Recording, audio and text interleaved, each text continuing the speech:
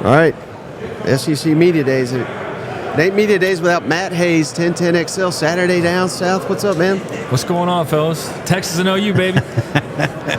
Yeah, how many more questions are we going to ask about that, huh? That's all right. That's what this event's all about. I was asking Mike, I said, Texas and OU, have you seen more of a jump, on your show from those fans? And he was telling me, what, 20% increase? 20% 25%, I'd say right now, Oklahoma, especially because I made the trip out to Norman for July 1. Right. And I think they really appreciated that. Just chatting it up, just meeting with people, really. Yeah. Went to bars, went to restaurants, interviewed people. Was that your first time there? The first time it's ever. Phenomenal, right? Yeah, I loved it. Did you go to Heisman Park? Oh, of course. Yeah, I never seen anything like that. I really didn't realize how many championships, how many Heismans they had out there. I'm telling you, I know everybody's enamored with Texas, but I'm enamored with Oklahoma now. Mike, I'm telling you, I don't know why. Look, I'm impressed with Texas in what Sark has done as well. But, I mean, for the most part, Oklahoma's beat the hell out of Texas since they've been in the Big 12. It's strange to me, but we are a prisoner of the moment society. There's no doubt about that. So I think that's why Texas, that and the Texas brand, which is the biggest brand in college sports, let's make no mistake, it's no one has more money than Texas. So I can see why people are saying, "Wow, Texas is coming," but OU is. I think people are really sleeping, as the kids say, I guess, Mike, on OU. Well, hey, we'll get us some Oklahoma fans happy here because I believe you were the one that broke the news that Lincoln Riley and SC have been trying to, like hell, to get out of that LSU game. Yeah. Is that because Lincoln Riley is a coward, or what's going on there? I don't know if I call him a coward. My words, not yours. I think, that was SEC Mike's word, not mine, Lincoln. Lincoln got in USC, and there was, he got into a tough situation. The roster was depleted a bit, and certainly didn't have the level of players that he needed to play in that game. The game was made before he got there. Ironically, they originally tried to get Florida for that game. And originally it was going to be Florida USC, but Florida couldn't work the schedule because they didn't want to play on the road in that game and then on the road in Florida State as well. So if it would have been a year where Florida State was at home, they could have done it. Mm-hmm. So that didn't happen. But he gets into that situation, and he clearly did not want to do it. He didn't want to play the game because he's trying to win games. He's trying to build something. They were trying to get out of that game as late last season when his brand new AD got the job, Jen Cohen. She was trying to get out of the game, but they couldn't do it. I mean, they asked LSU to help them find an opponent. He asked his agent Trace Armstrong, who his agent is Trace Armstrong, is Trace Armstrong, and Brian Kelly's agent is Trace Armstrong, and he asked Trace to kind of broker a deal, and it didn't happen. Brian said, no, we're playing the game, and they tried, couldn't get out of it, so they're playing the game. And I know Lincoln takes a lot of heat because of that, and he takes a lot of heat because they lost 5 games last year. Lincoln's a good coach, man. Don't be shocked at all if it starts going back up. I mean, he's got a good quarterback right now. If you guys watch that bowl game, Miller Morris can throw it. Yeah, he can throw it. Yeah, I can't wait for him to be an offensive coordinator in the SEC here in a couple of years. But and then he's finally in the SEC, right? All right. You say things that I won't say because I got to deal with these guys. I appreciate that. How about okay. Well, I was just going to go there. Maybe you won't. But Billy Napier, right? Odds are that he's back next season because I am firmly believing that Florida will be much better than they were last year. I really do think that, but I don't know that that'll be reflective due to the schedule, if that makes sense. So late December through late May of this year, there's no way to do it. There's just no way. And it's weird that you say that, Mike, because like the last 3, 4, 5 weeks, the more I talk to people, I'm starting to think they're going to be better than people think. That doesn't mean that all of a sudden he's safe. He is not safe. He'd be probably the first person to tell you he's not safe. He's got to win. I mean, you can't go 11-14 at that place and think you're going to be fine if you go 7-5 and get in a bowl game. They haven't had 4 straight losing seasons since the 30s, 1930s. Just in case anybody doesn't understand that, the 1930s. And if they lose this year, that'll be 4 straight losing seasons. Defensively, they've been atrocious. If you guys think about Florida football, you think of Florida defense and then Tebow and Spurrier. And that Florida defense has always been like kind of their linchpin. They've had like historically bad defenses the last 3 years. Now, one of those years is not his fault, but you look at that defense, and every year you're like, okay, they're worse than the previous year, and they're worse than the previous year. They got a 4th and 14 against Missouri to win the game, and they can't get off the field. So, Arkansas, which couldn't do anything on just about anyone in the second half of the last season, went into Gainesville and had they scored 42, I think, right? Is that right? Yeah. Right after firing the coordinator, too. Like you can't, that stuff can't happen. You can't have the fire drill of your special teams running on the field in the Arkansas game when you didn't need to. All you needed to do was spike the ball and kick the field goal. The 5-yard penalty moves you back 5, and all of a sudden the kid barely misses it to the right, and he would have made it had he not had the 5-yard penalty. You can't have 2 guys wearing the same number on a punt team to negate a play. It's operationally, it's been a mess for 2 years there. That's the problem. I think they've got good enough players to win 7 games. It's got to change operationally. There's got to be a situation where they're playing and you watch them play and you say, okay, that looks like an SEC team, because it has in the last 2 years. And it's kind of sad, isn't it, that we're saying Florida can really overachieve and win 7?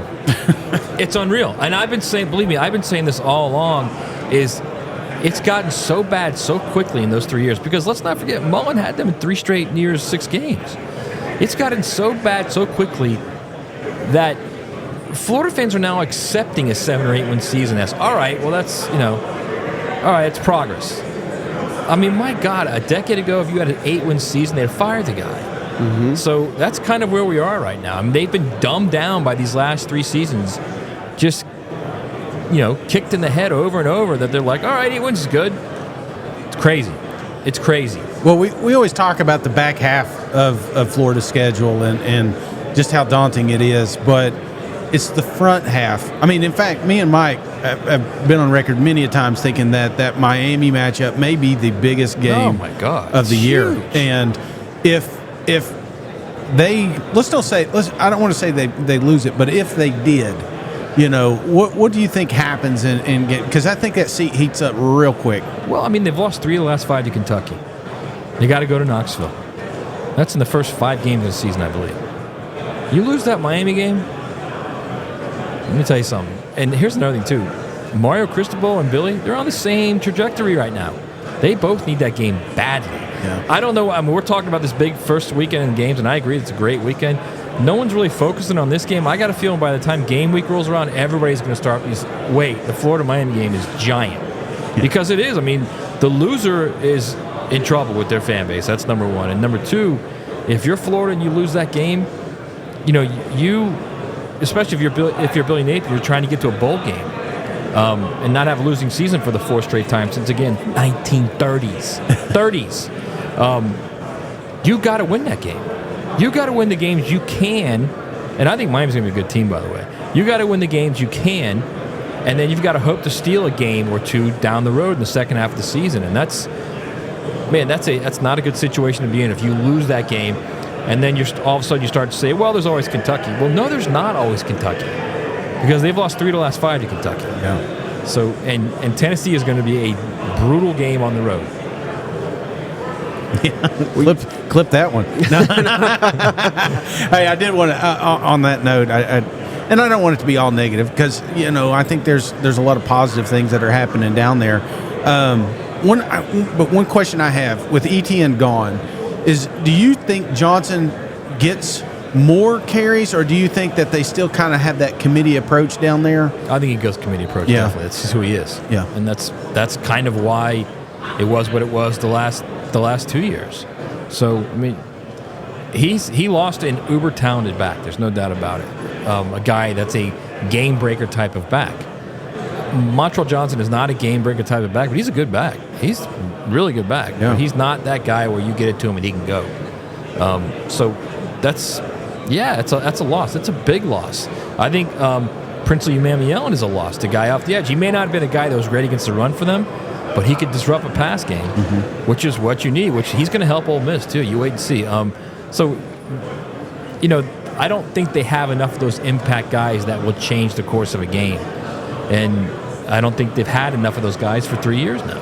Yeah. Well, everybody loves to talk about Florida's schedule, but do you think Georgia's schedule gets discussed enough? Because if it wasn't for Georgia, being where they are, you look at their schedule: Clemson, at Ole Miss, right, at Texas, at Bama, it's Tennessee. Not easy, but that's a pretty tough slate as well. It's very tough, but it's also, they're Georgia.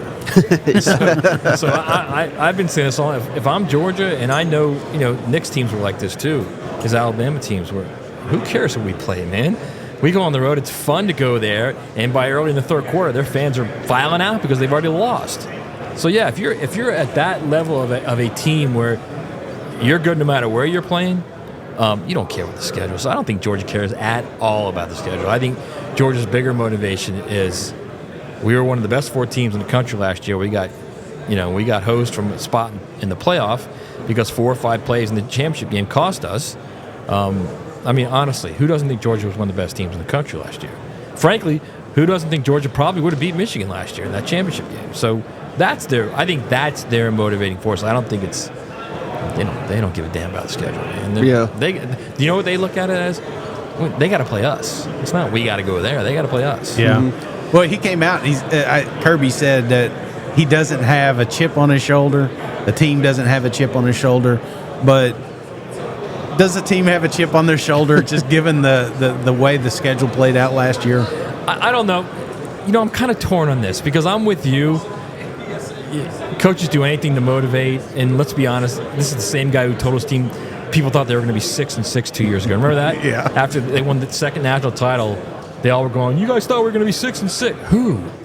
Who thought they were going to be 6-6? So could Kirby use that? Yes, but I also see the other side of it where Kirby's like, no, because if you're saying you got a chip on your shoulder from something that happened down the road, that's a weakness, and I don't see him using a weakness as trying to use it as a strength. No.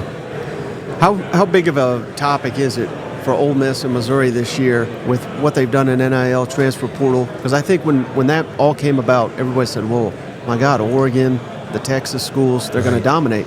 But here's a path for Ole Miss from Missouri. And I'm not saying they're going to dominate, but if they make the playoff, it's huge. That would never have happened in the old system. No, never. And I think what Nick Saban said Monday at SEC Media is I think everybody should start to take note of.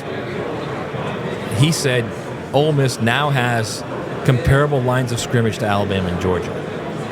And if you let that go through your head a little bit, now you start to think, all right, well, they've got a great quarterback. They've got the best receiving corps in the country. They've got 2 good tailbacks. They're better off the edge on defense. They're good in the secondary. Now you're telling me their offensive and defensive lines are as good as Alabama and Georgia, and you've got Lane Kiffin as your coach and play caller, along with Charlie Weiss Jr.? Yeah, they got something there, man. They got something there. So I wouldn't be shocked at all if they're in the playoff. Mizzou has a very favorable schedule. We're talking about schedules. Mm-hmm. And they've got, a terrific group returning. And I think Eli's got them believing in everything he's preaching. So I could easily see them. I could see Georgia, Alabama, or Texas, Ole Miss, or Mizzou. Yeah, I could see 3 or 4 teams from the SEC in the playoff. Easy. Who has a better year this year, Tennessee or LSU? See, I forgot about LSU, too. And Brian Kelly's running around here saying they're going to be as good or better on offense this year. You know how good they were on offense last year? The best. First off, yeah, they were number 1 in the nation, but Jaden Daniels had a year like maybe 2 or 3 other guys have had in the last quarter century. So if they're better on offense or as good on offense, you got Blake Baker now as your DC. Wow. That's you're talking about. That's going to be some significant November games in this league. I'll tell you that right now. Mm-hmm. And that's the one thing I love about the playoff is everybody was saying, "Oh, it's going to ruin the sport." It's always been a win and go home type sport where 1 win and you're out. And now it's not going to have that intensity. And you guys got to be kidding me. What it's going to do is it's going to take the games beginning in like late October all the way to the end of November, and every one of those games is going to be a playoff game. Instead of having 8 or 10 teams that have a realistic chance, you're going to have 40. To me, that's just gold. we're going to be seeing games that you're like, oh, yeah, this is a Thursday night game and has these playoff implications? Hell yes. That's what you're going to see. Now, I noticed Kirby down at your booth not too long ago, and one of the things that was not brought up in the podium that people have been asking about is the driving situation. Has that been brought up that you know of, or is anybody? Yeah, he said his point was, look, we've suspended players, we've kicked players off the team for driving violations, and he said, I don't think any other team in the country's ever done that. And I'm sure he's wrong by that. There's no doubt in my mind that there's another coach of the 130 that has kicked a player off the team for doing 110 or something. But his point is, look, at the end of the day, it's you can teach, but it's an individual decision, and you can give them consequences for the decision, suspending them, kicking them off the team. But if a guy wants to do it, he wants to do it. Yeah. And there's nothing you can do about it. And I think there's a lot of instances. The AJC said 24 in the last 20 months. Is that right? Yeah. Maybe more. 24 violations, I think. Yeah, I mean, you could easily make the argument that he's not being tough enough on him, and I'd be fine with that. But you also have to embrace the reality of it that at the end of the day, it's an individual decision. And frankly, some kids will just do dumb things. Yeah. And it's unfortunate, but that's the reality with the world you're living in.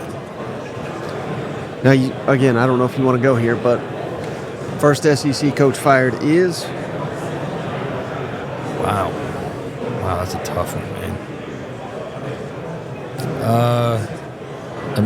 I mean, can we do a little proviso of if Florida loses to Miami or beats Miami? Sure. All right. If Florida beats Miami, I'll say Pittman, and I love Sam Pittman, love him to death, man. And he'll be fine if he gets laid off. He'll be an offensive line coach and be very happy somewhere. If Florida loses that game, boy, that's going to be a tough one, because then doubt creeps in, and they know what's happened the last 2 years, especially if they. So let's just say they play a great game and they lose 30-27. That'll be tough. But if they play a game and they lose like 27-13, and it's once again a situation where operationally it's a mess, man, it's going to get back quickly. It will be, they'll lose to Kentucky, they'll lose to Tennessee, and then it's going to be, what in the world's going on here? And then you might see interim coach Ron Roberts at that point. I guess you haven't heard, but they have the highest GPA in school history or something like that. You know what's funny? You know what's funny? Whenever a coach comes to the podium here and starts talking about GPAs, he's this close from getting fired. I remember when Jeremy Pruitt did it. And I wrote a column. I think it was at Bleach Report at that point, and I said, "This is it. His days are numbered right now." When you come into this place in the SEC where it's all about ball, and you could say all you want about school and going to class, and I agree with all of it, but there's no pretenses here, man. It's ball. Right. You go up to the podium in that huge room when everybody's staring at you, waiting for you to talk about your backup left tackle, giving you great depth, and you say, we have the best GPA, your days are numbered, man. So Napier, if he walks into that room on Wednesday and he starts talking about GPAs, yeah, not good. Well, one of the cool things about this year, as opposed to years past, the expansion of the college football playoffs. There's so many bubble teams. I mean, we've hit on 6-7 that could make it to a playoff. But also, I think there's a chance that you could argue 6 to 7 quarterbacks could be a Heisman candidate. Oh, yeah. Is there maybe a sleeper out there that you're, if you maybe, I don't want to talk gambling if you talk gambling, but you maybe put SEC. Yeah, in the SEC, you may want to put $1 on. Do you want me to say Nico? Yeah. Is that what you want? No, you don't have to, but we can go there. Yes. Connor Widman. Connor Widman. I actually believe that had he not got hurt, I think Jim would still be the coach there. I think he's that good. And does he have a big enough season to win the Heisman? I don't know. But you're going to be like, whoa, that dude. Yeah. I'll give you one outside the SEC. Again, if he stays healthy, is Riley Leonard at Notre Dame. Because he's a uber talented kid. Got hurt last year when it really looked like he was ascending. They probably beat Florida State if he didn't get hurt. He's going to Notre Dame now. You want to talk about a brand. That's a brand now. Yeah. You go to Notre Dame and you win. You got 10 wins going in November, and you're in the playoff. If you win another game and he has a big season, yeah, he will be in New York. No doubt about that. And isn't it fascinating that, like, we've heard Carson Beck apparently got a first-round grade, but I think it was back end or something. So just NIL, how they can keep a guy, and it'll probably way, work did you out see for him everybody. today? Yeah. You see how he was dressed? I missed it. Boy, that cat, I'll tell you what. First off, he's a sharp dude. Yeah. He gets it. That's number one. Number two, he's wearing this sweet baby blue suit, a white turtleneck.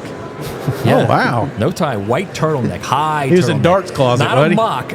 I mean a full-on turtleneck, okay? And he's got this fat gold chain with a medallion, and he has a watch, okay? He doesn't have like an iWatch or whatever these things are called, okay? He's got a diamond-studded watch. I couldn't tell what type it was. It looked like a Cartier. Diamond-studded watch that I'm telling you right now was worth more than the annual salary of everybody in this building that's not a football coach. and he looks sharp, man. And look, good for him. Good for him. He made a decision to come back. He got a great NIL deal. Every time I see these kids walking around, they're all dressed so nice, and they've got bling on. I always think, you know what? Good for them. Good for them, because all these billions in media rights deals, these guys deserve cash. For 150 years, college football got one over, had the upper hand on the players. And I get it. These deals went around all 150 years, but they had the upper hand for a long, long time with these kids. And now these guys are finally starting to earn some money. I say kids, guys, these young men are finally starting to earn some money now. I love it. I think it's great. Well, and taking trips, I'm doing research on these guys. First thing that pops up is a Europe trip they took this summer. Yeah, good for them. I love that too. I also forgot about Carson's Lamborghini that he's driving around. He's had a good off season. Let's put it that way. Do you think I could fit in one of those? You might be able to pretzel your way into it, man. All right, Matt Hayes, really appreciate you. 1010XL Saturday Down South. Before you go, can you tell the audience how can they follow you and how can they find your work? I'm not even sure I remember my Twitter handle. I think it's Matt Hayes CFB on Twitter, on X. Sorry, Alan. Matt Hayes CFB on X. 1010XL, 1010XL in Jacksonville, and of course SaturdayDownSouth.com. All right. That was great. Thank you so much. Thank you, man.